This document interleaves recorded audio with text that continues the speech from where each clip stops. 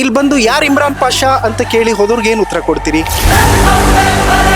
ಕೆಲವು ಮುಸಲ್ಮಾನ್ ಮುಖಂಡರುಗಳು ನಾವು ಮುಸಲ್ಮಾನರ ಜೊತೆ ನಿಂತ್ಕೊಳ್ತೀವಿ ಅಂತ ಬಂದವರು ಡೀಲ್ ಆಗಿಬಿಟ್ರಾ ಸೇಲ್ ಆಗಿಬಿಟ್ರಾ ಅನ್ನೋ ಗೊಂದಲಗಳಿದೆ.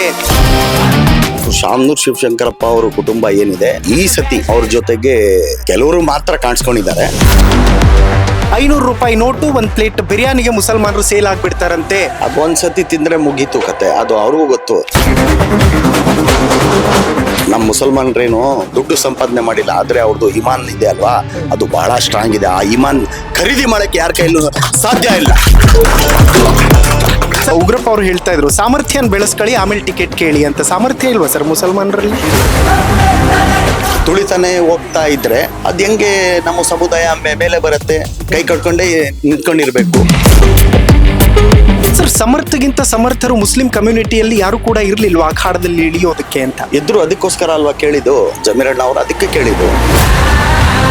ಮಲ್ಲಿಕಾರ್ಜುನ್ ಅವರು ಕ್ಷಮೆ ಕೇಳಬೇಕು ಬೇಷರತ್ತಾಗಿ ಅನ್ನುವಂಥದ್ದನ್ನ ಪದೇ ಪದೇ ಹೇಳ್ತಾನೆ ಬಂದಿದ್ದೀರಿ. ಒಂದು ವೇಳೆ ಅವರು ಕ್ಷಮೆ ಕೇಳ್ಬಿಟ್ರೆ ಎಲ್ಲವೂ ಸರಿಯಾಗಿ ಬಿಡುತ್ತಾ ಅನ್ನೋದು ನನ್ನ ಪ್ರಶ್ನೆ. ಅಲ್ಪಸಂಖ್ಯಾತ ಸಮುದಾಯದ ನಾಯಕನ ಮಾತಿಗೆ ಬೆಲೆ ಇಲ್ಲ ಅನ್ನೋದಾದ್ರೆ ಮುಸಲ್ಮಾನ್ ಮತದಾರರ ಸ್ಥಿತಿ ಕಾಂಗ್ರೆಸ್ನಲ್ಲಿ ಇನ್ ಫ್ಯೂಚರ್ ಏನಾಗಬಹುದು? ಮುಸಲ್ಮಾನ್ ಸಮುದಾಯದವ್ರಿಗೆ ನೀವು ಗೌರವ ಕೊಡೋ ಟೈಮ್ಗೆ ನೀವ್ ಯಾಕೆ ನಮ್ಗೆ ಮೋಸ ಮಾಡ್ತೀರಿ? ಈಗ ಎಲೆಕ್ಷನ್ ರಿಸಲ್ಟ್ ಅಲ್ಲಿ ನಾವು ವೇಟ್ ಮಾಡಿ ನೋಡೋಣ. ಈ ಕಾರ್ಯಕ್ರಮದ ಪ್ರಾಯೋಜಕರು ವಿನಯ್ ಕುಮಾರ್ ತರೀಕೆರೆ, ಮಹಾಪ್ರಧಾನ ಕಾರ್ಯದರ್ಶಿ, ಬೆಂಗಳೂರು ಕೇಂದ್ರ ಲೋಕಸಭಾ ಕ್ಷೇತ್ರ, ಯುವ ಜನತಾ ದಳ. ಅಭಯಾನಲ್ಲಿ ಇವತ್ತಿನ ಗೋಲ್ಡ್ ಪ್ರೈಸ್ ಚೆಕ್ ಮಾಡಿದ್ಯಾ? ಇಲ್ಲ. ಅಭಯಾನಲ್ಲಿ ಗೋಲ್ಡ್ ಸೇಲ್ ಮಾಡು, ಗೋಲ್ಡ್ ಇಂಟ್ರೆಸ್ಟ್ ಸೇವ್ ಮಾಡು. 8861 ವೀಕ್ಷಕರೇ ನಮಸ್ಕಾರ, ನೀವು ನೋಡ್ತಾ ಇದ್ದೀರಾ ಹೆಲೋ ಹಿಂದೂ. ನಾನು ಸೈಯದ್ ಹಿದಾಯತ್. ಈಗಾಗಲೇ ದಾವಣಗೆರೆ ದಕ್ಷಿಣ ವಿಧಾನಸಭಾ ಕ್ಷೇತ್ರದ ವ್ಯಾಪ್ತಿಯಲ್ಲಿ ನೋಡ್ತಾ ಇದ್ದೀರಿ ಯಾವ ರೀತಿಯಾದಂತಹ ಕದನ ಕಣ ನಡೀತಾ ಇದೆ ಅಂತ. ಒಬ್ಬೊಬ್ರದ್ದು ಒಂದೊಂದು ಹೇಳಿಕೆಯು ಕೂಡ ಒಂದೊಂದು ಪಕ್ಷಕ್ಕೆ ಒಂದು ದೊಡ್ಡ ಡ್ಯಾಮೇಜ್. ಮತ್ತು ಈ ಇಡೀ ಮುಸಲ್ಮಾನರ ಹೋರಾಟದಲ್ಲಿ ಬಹುದೊಡ್ಡ ಪಾತ್ರ ವಹಿಸ್ತಾ ಇರುವಂತದ್ದು ಇಮ್ರಾನ್ ಪಾಷಾ ಅನ್ನುವಂತಹ ಒಂದು ಸ್ಟ್ರಾಂಗೆಸ್ಟ್ ಹೆಸರು. ಇಮ್ರಾನ್ ಪಾಷಾ ಅವರು ನನ್ನ ಜೊತೆ ಜಾಯಿನ್ ಆಗ್ತಿದ್ದಾರೆ. ಏನ್ ಸರ್, ಎಲ್ಲಿಯ ಬೆಂಗಳೂರು, ಎಲ್ಲಿಯ ದಾವಣಗೆರೆ, ಎಲ್ಲೆಲ್ಲೋ ಕನೆಕ್ಷನ್ ಇದೆಯಲ್ಲ ಸರ್ ಅಂತ? ನೋಡಿ, ಎಲ್ರಿಗೂ ಗೊತ್ತಿದ್ದ ಹಾಗೆ ನಾವೆಲ್ಲ ಮನುಷ್ಯರು. ಓಕೆ. ಮೊದಲದಾಗಿ ನಾವು ಮಾನವೀಯತೆಯನ್ನ ಕಾಪಾಡಬೇಕು. ಮಾನವೀಯತೆ ನೋಡ್ಕೊಂಡು ನಾವು ಜೀವನ ಮಾಡ್ಕೊಂಡು ಇವತ್ತವರೆಗೂ ಬಂದಿರೋದಂತ ವ್ಯಕ್ತಿಗಳು. ಓಕೆ. ಆ ಕಾರಣದಿಂದ ಎಲ್ಲಾ ಸಮುದಾಯದವ್ರಿಗೆ ಗೌರವ ಇದೆ. ಓಕೆ. ಬರೀ ಒಂದೇ ಸಮುದಾಯಕ್ಕೆ ಗೌರವ ಕೊಡ್ಬೇಕಂತದ್ದೇನಿಲ್ಲ. ನಾವು ಎಲ್ಲಾ ಸಮುದಾಯದವ್ರಿಗೆ ಗೌರವ ಕೊಟ್ಟಿದ್ದೀವಿ. ಒಕ್ಕಲಿಗ ಸಮುದಾಯದವ್ರಿಗೂ ಗೌರವ ಕೊಟ್ಟಿದ್ದೀವಿ, ಲಿಂಗಾಯತ ಸಮುದಾಯದವ್ರಿಗೂ ಗೌರವ ಕೊಟ್ಟಿದ್ದೀವಿ. ಓಕೆ. ಎಲ್ಲಾ ಸಮುದಾಯದವ್ರು. When it comes to minority, ಮುಸಲ್ಮಾನ್ ಸಮುದಾಯದವ್ರಿಗೆ ನೀವು ಗೌರವ ಕೊಡೋ ಟೈಮ್ಗೆ ನೀವ್ ಯಾಕೆ ನಮ್ಗೆ ಮೋಸ ಮಾಡ್ತೀರಿ? Okay. This is my point. ನಾವ್ ಯಾವತ್ತಾದ್ರೂ ಕೊಟ್ಟಿಲ್ಲ ಅಂದ್ರೆ ನೀವ್ ಹೇಳಿ. ಓಕೆ. ಸೊ ನಮ್ಗೂ ನೀವು ಗೌರವ ಕೊಡ್ಬೇಕಲ್ವಾ? ಓಕೆ. ಒಂದ್ಸತಿ ಈ ದಾವಣಗೆರೆ ಉಪಚುನಾವಣೆ ಏನ್ ನಡೀತಾ ಇದೆ, ಇದು ಇಷ್ಟು ದೊಡ್ಡ ಸಂಖ್ಯೆಯಲ್ಲಿ ಮೈನಾರಿಟಿ ಮುಸಲ್ಮಾನ ಮತದಾರ ಇರೋದ್ರಿಂದ ಒಂದ್ಸತಿ ಅವ್ರು ಕೇಳಿದೇನ್ ತಪ್ಪ? ಓಕೆ. ಕೊಡ್ಬೇಕಾಗಿತ್ತು, ಕೊಡ್ಬೇಕಾಗಿತ್ತದಲ್ವಾ? ಕೊಡ್ಲಿಲ್ಲ, ಸರಿ ಆಯ್ತು ಅಂತ ಸುಮ್ನಿದ್ದು. ಮತ್ತೆ ವೆರಿ ನೆಕ್ಸ್ಟ್ ನಮ್ಮ ಕರ್ನಾಟಕ ರಾಜ್ಯದಲ್ಲಿ ಬಹಳ ದೊಡ್ಡ ಮಟ್ಟದಲ್ಲಿ ಬೆಳೆದ್ಕೊಂಡು ಬಂದಿರುವ, ಅವರ ಕೆಲಸದಿಂದ ಗುರುಸ್ಕೊಂಡು ಬಂದಿರುವ ಜನನಾಯಕ ಅಂದ್ರೆ ಅಲ್ಪಸಂಖ್ಯಾತರಿಗೆ ತುಂಬಾ ದೊಡ್ಡ ಮಟ್ಟದಲ್ಲಿ, ಅದು ಜಮೀರ್ ಅಹಮದ್ ಸಾಹೇಬ್ರು ಅಂತ ನಾನು ಹೇಳಕ್ ಇಚ್ಛೆ ಪಡ್ತೀನಿ. ಓಕೆ. ಅವ್ರ ಹೆಸರು ಬಂದಾಗ ಅವ್ರ ಜೊತೆಗೆ ಅಗೌರವವಾಗಿ ನಡೆಸ್ಕೊಳ್ಳೋದು, ಏಕವಚನದಲ್ಲಿ ಮಾತಾಡೋದು, ಅದ್ ಎಷ್ಟು ಮಟ್ಟಕ್ಕೆ ಸರಿ ಇದೆ ಹೇಳಿ? ಓಕೆ. ಬಟ್ ಒಂದಂತೂ ಸತ್ಯ ಸರ್, ನಾನು ಒಂದು ವಾರದಿಂದ ದಾವಣಗೆರೆ ದಕ್ಷಿಣದಲ್ಲಿ ಓಡಾಡ್ತಾ ಇದ್ದೀನಿ. ಇಲ್ಲಿನ ಮುಸಲ್ಮಾನರು ಯಾಕೋ ಇದನ್ನ ಸ್ವಾಭಿಮಾನದ ಪ್ರಶ್ನೆ ಅಂತ ತಗೊಳ್ತಾ ಇಲ್ಲ. ಕೆಲವು ಮುಸಲ್ಮಾನ್ ಮುಖಂಡರುಗಳು ನಾವು ಮುಸಲ್ಮಾನರ ಜೊತೆ ನಿಂತ್ಕೊಳ್ತೀವಿ ಅಂತ ಬಂದವರು ಡೀಲ್ ಆಗಿಬಿಟ್ರಾ ಸೇಲ್ ಆಗಿಬಿಟ್ರಾ ಅನ್ನೋ ಗೊಂದಲಗಳಿದೆ. ಈ ಹೋರಾಟದ ಲಾಭನ ಯಾರೋ ಥರ್ಡ್ ಪಾರ್ಟಿ ಪಡ್ಕೊಳ್ತಾ ಇದ್ದಾನೆ ಅಂತ. ಇಲ್ಲ, ಆತರ ಏನಿಲ್ಲ. ದಾವಣಗೆರೆ ಮುಸಲ್ಮಾನರಿಗೆ ಈಗ ತುಂಬಾ ಚೆನ್ನಾಗಿ ಗೊತ್ತಿದೆ, ನಮ್ಗಿಂತ ಜಾಸ್ತಿ. ಅವ್ರು ಶಾಮನೂರ್ ಶಿವಶಂಕರಪ್ಪ ಅವರ ಕುಟುಂಬ ಏನಿದೆ ಈ ಸತಿ ಅವ್ರ ಜೊತೆಗೆ ಕೆಲವರು ಮಾತ್ರ ಕಾಣಿಸ್ಕೊಂಡಿದ್ದಾರೆ. ಆದ್ರೆ ಎಲೆಕ್ಷನ್ ರಿಸಲ್ಟ್ಸ್ ಅಲ್ಲಿ ನಿಮ್ಗೆ ಗೊತ್ತಾಗತ್ತೆ ಯಾರ ಪರಾಗಿ ವೋಟ್ ಹೋಗಿದೆ ಅಂತ. ಓಕೆ ಸರ್, ಈಗ ನೀವು ಈ ಅಖಾಡಕ್ಕೆ ಬಂದಿದ್ದೀರಿ ಅಂದ್ಮೇಲೆ ನಿಮ್ ಮಾತು ಬಹಳಷ್ಟು ಜನ ಕೇಳ್ತಾರೆ. ಇಮ್ರಾನ್ ಪಾಷಾ ಯಾರು ಅಂತ ಕೇಳುವಂತ ಅವಶ್ಯಕತೆ ಇಲ್ಲ ಅಂತ ಅನಿಸ್ತದೆ. ಯಾಕೆಂತಂದ್ರೆ ರಾಜಕೀಯದ ಬಗ್ಗೆ ಕನಿಷ್ಠ ಜ್ಞಾನ ಇರುವಂತಹ ವ್ಯಕ್ತಿಗಳು ಇಮ್ರಾನ್ ಪಾಷಾ ಅವರನ್ನ ಮೂರ್ ಬಾರಿ 4 ಬಾರಿ ಕಾರ್ಪೊರೇಟರ್ ಆಗಿ ನೋಡಿದ್ದಾರೆ ಮತ್ತು ಸ್ಥಾಯಿ ಸಮಿತಿಯ ಅಧ್ಯಕ್ಷರಾಗಿಯೂ ಕೂಡ ನೋಡಿದ್ದಾರೆ. ಆದ್ರೆ ಇಲ್ಲಿ ಬಂದು ಯಾರು ಇಮ್ರಾನ್ ಪಾಷಾ ಅಂತ ಕೇಳಿ ಹೋದವ್ರಿಗೆ ಏನ್ ಉತ್ತರ ಕೊಡ್ತೀರಿ? ನೋಡಿ, ನಾನು ಇಲ್ಲಿ ನಮ್ಮ ಮುಸಲ್ಮಾನ್ ಜನರು ಏನಿದ್ದಾರೆ ಇವ್ರ ಜೊತೆಗೆ ಅನ್ಯಾಯ ಆಗಿದೆ. ಓಕೆ ಈ ಅನ್ಯಾಯ ಆಗಿರೋದ್ರಿಂದ ನಂದು ಒಂದು ಕರ್ತವ್ಯ, ಓಕೆ ನಂದು ಒಂದು ಕರ್ತವ್ಯ. ನಮ್ಗೆ ಯಾರು ಅಗೌರವವಾಗಿ ನಡ್ಕೊಂತಾರೆ, ಯಾರು ಗೌರವ ಕೊಡಲ್ಲ. ಓಕೆ ಸೊ ಅವ್ರಿಗೆ ನಾವು ನಮ್ಮ ದಾವಣಗೆರೆಯಲ್ಲಿ ಎಷ್ಟು ಜನ ನಾಯಕರುಗಳು ಈಗ ಕಂಟೆಸ್ಟ್ ಮಾಡಿದ್ದಾರೆ, ಎಲ್ಲರನ್ನ ಕೂಡ ನಾನು ಭೇಟಿ ಮಾಡಿದ್ದೀನಿ, ಭೇಟಿ ಮಾಡ್ತಾ ಇದ್ದೀನಿ.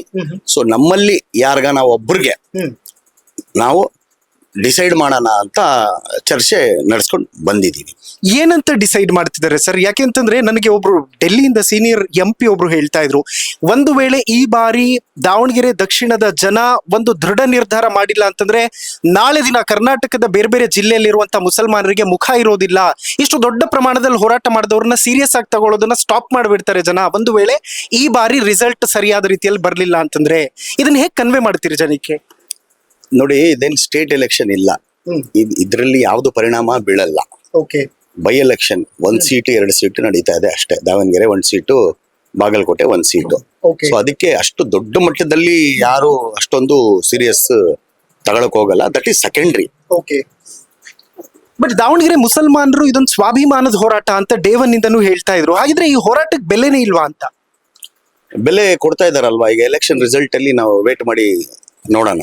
ಏನ್ ಮಾಡ್ತಿದ್ದೀರಿ ಸರ್? ದಾವಣಗೆರೆ ದಕ್ಷಿಣದಲ್ಲಿ ಮನೆ ಮನೆಗೂ ಹೋಗ್ತಾ ಇದೀರಿ, ಜನರ ಜೊತೆ ಬೆರೀತಾ ಇದೀರಿ, ಮುಖಂಡರನ್ನ ಮಾತಾಡಿಸ್ತಾ ಇದೀರಿ, ಏನ್ ಕನ್ವೆ ಮಾಡ್ತಾ ಇದೀರಿ ಅವ್ರಿಗೆ ಅಂತ? ಯಾಕೆಂತಂದ್ರೆ ಬೆಂಗಳೂರಿಂದ ಇಮ್ರಾನ್ ಪಾಷಾ ಅವ್ರು ಬಂದಿದ್ದಾರೆ ಅಂತಂದ್ರೆ ಒಂದು ಸ್ಪಷ್ಟವಾದಂತ ಇಂಟೆನ್ಷನ್ ಇರುತ್ತೆ, ಕಮ್ಯುನಿಟಿಗೆ ಏನೋ ಒಂದು ಆಗ್ಬೇಕು ಅಂತ.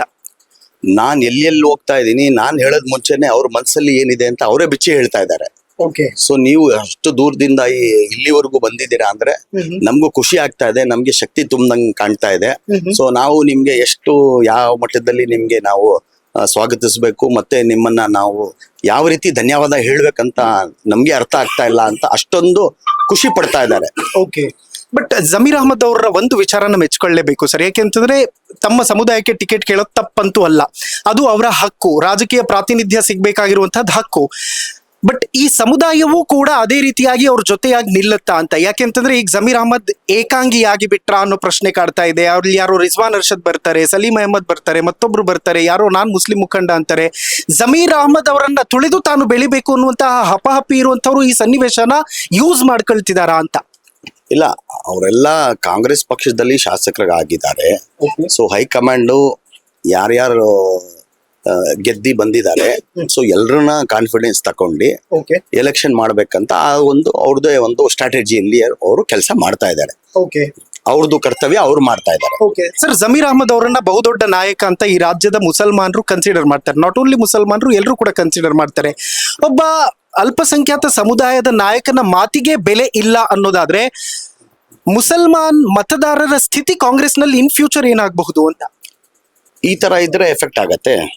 ಈ ತರ ಇದ್ರೆ ಖಂಡಿತವಾಗೂ ಕಾಂಗ್ರೆಸ್ ಪಕ್ಷಕ್ಕೆ 2023ರಲ್ಲಿ ನಂಬಿಕೊಂಡು ಒಂದು ವಿಶ್ವಾಸದಿಂದ ಒಂದೇ ಪ್ಲಾಟ್ಫಾರ್ಮ್ ಅಲ್ಲಿ ಬಂದು, ಅದಕ್ಕೆ ನಮ್ಮ ಜಮೀರಣ್ಣ ಅವರು ತುಂಬಾ ದೊಡ್ಡ ಕಾರಣ.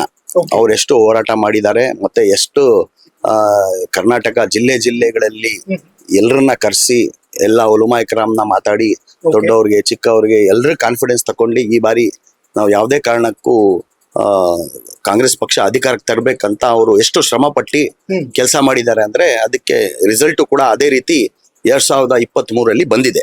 ಓಕೆ ಸರ್, ಸಮರ್ಥಗಿಂತ ಸಮರ್ಥರು ಮುಸ್ಲಿಂ ಕಮ್ಯುನಿಟಿಯಲ್ಲಿ ಯಾರು ಕೂಡ ಇರ್ಲಿಲ್ವಾ ಅಖಾಡದಲ್ಲಿ ಇಳಿಯೋದಕ್ಕೆ ಅಂತ?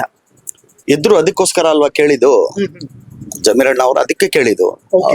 ಅದಕ್ಕೆ ಅವ್ರ ಮಾತು ತಗೊಂಡಿಲ್ಲ, ನೆಗ್ಲೆಕ್ಟ್ ಮಾಡ್ಬಿಟ್ರು, ಇಗ್ನೋರ್ ಮಾಡ್ಬಿಟ್ರು, ಸೈಡ್ ಲೈನ್ ಮಾಡ್ಬಿಟ್ರು. ಓಕೆ, ಬಟ್ ಈ ಇಡೀ ಸನ್ನಿವೇಶದ ಲಾಭ ಬಿಜೆಪಿಗೆ ಆಗ್ಬಿಡುತ್ತೆ. ಹಾಗಾಗಿ ಮುಸಲ್ಮಾನರು ಯಾವುದೇ ಕಾರಣಕ್ಕೂ ಇಂಡಿಪೆಂಡೆಂಟ್ ಆಗಿ ನಿಂತವ್ರನ್ನು ಕೂಡ ವೋಟ್ ಹಾಕ್ಬೇಡಿ ಅಂತ ಸಿದ್ದರಾಮಯ್ಯ ಅವರು ಒಂದು ಸಂದೇಶ ಕೊಟ್ಟು ಹೋಗ್ತಾರೆ. ಈಗ ನೋಡಿ, ಇಂಡಿಪೆಂಡೆಂಟ್ ಕ್ಯಾಂಡಿಡೇಟ್ಸು ಇದಾರೆ, SDPI ಇಂದಾನು ನಿಂತವ್ರೆ.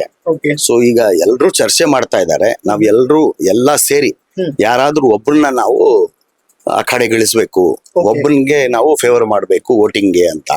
ಸೊ ಆ ಚರ್ಚೆ ಇನ್ನೂ ಮುಗ್ದಿಲ್ಲ, ಇನ್ನೂ ಟೈಮ್ ಇದೆ.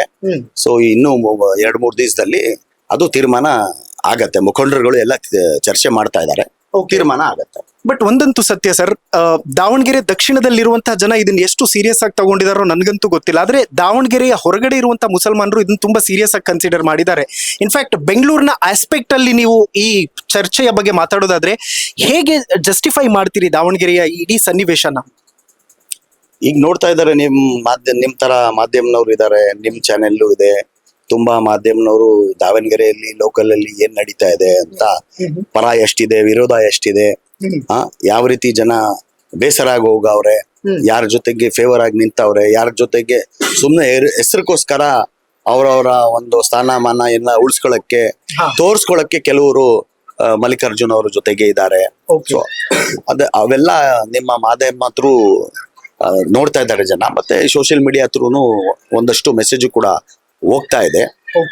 ಬಟ್ ಜಮೀರ್ ಅಹಮದ್ ಅವರಿಗಾಗ್ಲಿ ಅಥವಾ ಒಲೆಮಾಗಳಿಗೆ ಆಗಲಿ ಆಗಿರುವಂತಹ ಅವಮಾನವನ್ನ ಈ ಸಮುದಾಯದ ಜನ ನಿಜವಾಗ್ಲೂ ಕೂಡ ಪ್ರತಿಷ್ಠೆಯ ವಿಚಾರವಾಗಿ ತೆಗೆದುಕೊಂಡು ಪಾಠ ಕಲಿಸ್ತಾರೆ ಅನ್ನುವಂಥ ತಮಗೆ ಗ್ಯಾರಂಟಿ ಇದೆಯಾ? ಹೌದು ಹೌದು. ಈಗ ಮಲ್ಲಿಕಾರ್ಜುನ್ ಅವ್ರಿಗೆ ಸೇರಿದದು, ಅವ್ರು ಯಾವ ರೀತಿ ಹ್ಯಾಂಡಲ್ ಮಾಡ್ತಾರೆ ಅಂತ ಅಲ್ವಾ? ಯಾಕೆಂದ್ರೆ ಅವ್ರ ಬಾಯಿಂದಾನೇ ಆಗಿರೋದು. ಸೊ ಎಲ್ಲ it is left to you him only. So ಅವ್ರು ಯಾವ ರೀತಿ ಈಗ ಮುಂದೆ ಬಂದು ಸ್ಪಷ್ಟನೆ ಕೊಡ್ತಾರೆ, ಮತ್ತೆ ಯಾವ ರೀತಿ ಅವರು ಜಮೀರ್ ಅಣ್ಣನ ಹತ್ರ ಮಾತಾಡ್ತಾರೆ, ಅವ್ರು ಯಾವ ರೀತಿ ದೊಡ್ಡವ್ರಿಗೆ ಏನಾಗಿದೆ ಏನಿಲ್ಲ ಅಂತ ಅವರು ಯಾವ ರೀತಿ ಕ್ಲಾರಿಟಿ ಕೊಡ್ತಾರೆ, ಅದನ್ನ ಮೇಲೆ ಡಿಪೆಂಡ್ ಆಗುತ್ತೆ. ಸರ್, ನೀವು ಮಲ್ಲಿಕಾರ್ಜುನ್ ಅವ್ರ ಕ್ಷಮೆ ಕೇಳಬೇಕು ಬೇಷರತ್ತಾಗಿ ಅನ್ನುವಂಥದ್ದನ್ನ ಪದೇ ಪದೇ ಹೇಳ್ತಾನೆ ಬಂದಿದ್ದೀರಿ. ಒಂದು ವೇಳೆ ಅವರು ಕ್ಷಮೆ ಕೇಳ್ಬಿಟ್ರೆ ಎಲ್ಲವೂ ಸರಿಯಾಗಿ ಬಿಡುತ್ತಾ ಅನ್ನೋದು ನನ್ನ ಪ್ರಶ್ನೆ. ಅದು ನೋಡ್ಬೇಕು ದೊಡ್ಡವರು ನಾಯಕರುಗಳು ಯಾವ ರೀತಿ ತೀರ್ಮಾನ ಮಾಡ್ತಾರೆ ಅಂತ. ಈಗ ನಾನು ಅದ್ರ ಬಗ್ಗೆ ಹೇಳಕ್ ಆಗಲ್ಲ, ಯಾಕಂದ್ರೆ ಇಲ್ಲಿ ನನಗಿಂತ ಜಾಸ್ತಿ ನೋವಾಗಿರೋದು ಸ್ಥಳೀಯ ಅವ್ರಿಗೆ, ಲೋಕಲ್ ಅವ್ರಿಗೆ. ಓಕೆನಾ? ಸೊ ಅವ್ರು ಯಾವ ರೀತಿ ಅದನ್ನ ಎಕ್ಸೆಪ್ಟ್ ಮಾಡ್ತಾರೆ ಅಂತ ಅದು ನನಗೂ ಕೂಡ ಸರಿಯಾದ ರೀತಿಯಲ್ಲಿ ಗೊತ್ತಿಲ್ಲ. ಅದು ದೊಡ್ಡವರು ಜಮೀರ್ ಸಾಹೇಬರು ತೀರ್ಮಾನ ಮಾಡ್ತಾರೆ, ಮತ್ತೆ ಇಲ್ಲಿರ್ತಕ್ಕಂತ ಎಲ್ಲಾ ನಾಯಕರುಗಳು, ಸ್ಥಳೀಯವರು, ವೋಟರ್ಸ್ ಅವ್ರು ತೀರ್ಮಾನ ಮಾಡೋದು, ನಾನಲ್ಲ. ಸರ್, ನನಗೆ ಒಬ್ರು ಕಾಂಗ್ರೆಸ್ ನಲ್ಲಿ ಗುರುತಿಸಿಕೊಂಡಂತಹ ಲೋಕಲ್ ಒಬ್ರು ಮುಖಂಡರು ಹೇಳ್ತಾ ಇದ್ರು, ಕಾಂಗ್ರೆಸ್ ಕಚೇರಿಯಲ್ಲಿ ಮಾತಾಡ್ತಾ ಇದ್ರು, ಸರ್ 500 ರೂಪಾಯಿ ನೋಟು 1 ಪ್ಲೇಟ್ ಬಿರಿಯಾನಿಗೆ ಮುಸಲ್ಮಾನರು ಸೇಲ್ ಆಗ್ಬಿಡ್ತಾರಂತೆ, ನಾವು ಸ್ವಾಭಿಮಾನಿಗಳು ಸರ್ ಅನ್ನೋಂತಹ ಮಾತುಗಳನ್ನು ಹೇಳ್ತಾ ಇದ್ರು. ನಿಜವಾಗ್ಲೂ ಈ 500 ರೂಪಾಯಿ ನೋಟು 1 ಪ್ಲೇಟ್ ಬಿರಿಯಾನಿ ವರ್ಕೌಟ್ ಆಗುತ್ತಾ ಅಂತ? ಅದು ಒಂದ್ಸತಿ ತಿಂದ್ರೆ ಮುಗೀತು ಕತೆ, ಅದು ಅವ್ರಿಗೂ ಗೊತ್ತು. ಕಾಸು ಕೊಟ್ರೆ ಯಾರು ಇಸ್ಕೊಂತಾರೆ ಸರ್ ಎಲೆಕ್ಷನ್ ಅಲ್ಲಿ. ಎಲೆಕ್ಷನ್ ಅಂದ್ರೆ ಯಾರು ಬೇಕಾದ್ರೂ ತಂದ್ಕೊಡ್ಬಹುದು ಕಾಸು, ಅದು ಸಹಜ. ಈಸ್ಕೊಂತಾರೆ, ಇಟ್ಕೊಂತಾರೆ, ಯಾರ್ಗ್ ಓಟ್ ಹಾಕ್ತಾರೆ ಅದು ಅವ್ರಿಗೆ ಗೊತ್ತಿರ್ತದೆ ಯಾರ್ಗ್ ಹಾಕ್ತಾರೆ ಅಂತ. ಬಟ್ ಹಣ ಮತ್ತು ಸ್ವಾಭಿಮಾನ ಅನ್ನೋ ಪ್ರಶ್ನೆ ಬಂದಾಗ ಮುಸಲ್ಮಾನರಲ್ಲಿ ಆ ಸ್ವಾಭಿಮಾನವನ್ನ ಉಳಿಸಿಕೊಳ್ಳುವಂತ ಕಿಚ್ಚು ಇನ್ನೂ ಹೆಚ್ಚಾಗಿದೆಯಾ ಅಂತ? ಇದೆ. ನಮ್ಮವ್ರು ಏನು, ನೀವು ಪ್ರೀತಿಯಿಂದ ಕೇಳಿದ್ರೆ ಪ್ರಾಣನ ಕೊಟ್ಬಿಡ್ತಾರೆ. ನಮ್ ಮುಸಲ್ಮಾನ್ರೇನು ದುಡ್ಡು ಸಂಪಾದನೆ ಮಾಡಿಲ್ಲ, ಆದ್ರೆ ಅವ್ರದ್ದು ಇಮಾನ್ ಇದೆ ಅಲ್ವಾ, ಅದು ಬಹಳ ಸ್ಟ್ರಾಂಗ್ ಇದೆ. ಆ ಇಮಾನ್ ಖರೀದಿ ಮಾಡಕ್ಕೆ ಯಾರ ಕೈಲೂ ಸಾಧ್ಯ ಇಲ್ಲ. ಸರ್, ಒಂದು ಕಡೆ ಕಂಪ್ಲೀಟ್ ಕ್ಯಾಬಿನೆಟ್ ದಾವಣಗೆರೆ ದಕ್ಷಿಣದಲ್ಲೇ ಇದೆ. ಅವ್ರು ಇದನ್ನ ಯಾವ ರೀತಿಯಾಗಿ ತೆಗೆದುಕೊಂಡಿದ್ದಾರೆ ಅನ್ನುವಂಥದ್ದನ್ನ ಅನಲೈಸ್ ಮಾಡಲಾಗ್ತಿದೆ ಅಂತಂದ್ರೆ, ಮುಸಲ್ಮಾನರಿಗಿಂತ ನಾವೇ ಹೆಚ್ಚು ಅನ್ನೋ ಸಂದೇಶ ಕೊಡಬೇಕು. ಆಮೇಲೆ ಮುಸಲ್ಮಾನರು ಯಾವಾಗ್ಲೂ ಕೂಡ ನಾವು ಹೇಳಿದ್ದನ್ನ ಕೇಳ್ಕೊಂಡಿರ್ತಾರೆ, ಕನ್ವೆ ಆಗಿ ಬಿಡ್ತಾರೆ, ತುಂಬಾ ಈಸಿಯಾಗಿ ಅವರನ್ನ ಬಲಿಪಶು ಮಾಡಬಹುದು ಅನ್ನುವಂಥ ಥಾಟ್ ಇದೆ. ಆ ಥಾಟ್ಗೆ ಬ್ರೇಕ್ ಬೀಳ್ಬೇಕಾ ಹೇಗೆ ಅಂತ? ಎಸ್, ಅಬ್ವಿಯಸ್ಲಿ ಆ ಥಾಟ್ಗೆ ಬ್ರೇಕ್ ಬೀಳುತ್ತೆ. There is no second question. So ಈ ತರ ಆಲೋಚನೆ ಇಟ್ಕೊಂಡಿರೋರಿಗೆ ಸೊ ಸರಿಯಾದ ರೀತಿಯಲ್ಲಿ ನಮ್ಮ ದಾವಣಗೆರೆ ಜನತೆ ಅದು ಎಲೆಕ್ಷನ್ ರಿಸಲ್ಟ್ ಅಲ್ಲಿ ಅವ್ರಿಗೆ ಸ್ಪಷ್ಟವಾಗಿ ಕ್ಲಾರಿಟಿ ಕೊಡ್ತಾರೆ. Okay sir, final question. ಕಾಂಗ್ರೆಸ್ನವ್ರು ಹೇಳೋದು, ನಾವು ಸ್ಪೀಕರ್ ಸ್ಥಾನ ಕೊಟ್ಟಿದೀವಿ, 2 ಮಿನಿಸ್ಟರ್ ಸ್ಥಾನ ಕೊಟ್ಟಿದೀವಿ ಅಂತ. ಸ್ಪೀಕರ್ ವಿಧಾನಸಭೆಯ ಕುರ್ಚಿಯನ್ನ ಹೊರಗಡೆ ಬಿಟ್ಟು ಬಂದಾಗ ಅವ್ರಿಗೆ ಏನು ಅಧಿಕಾರನೇ ಇರೋದಿಲ್ಲ ಸ್ಪೀಕರ್ ಸ್ಥಾನಕ್ಕೆ.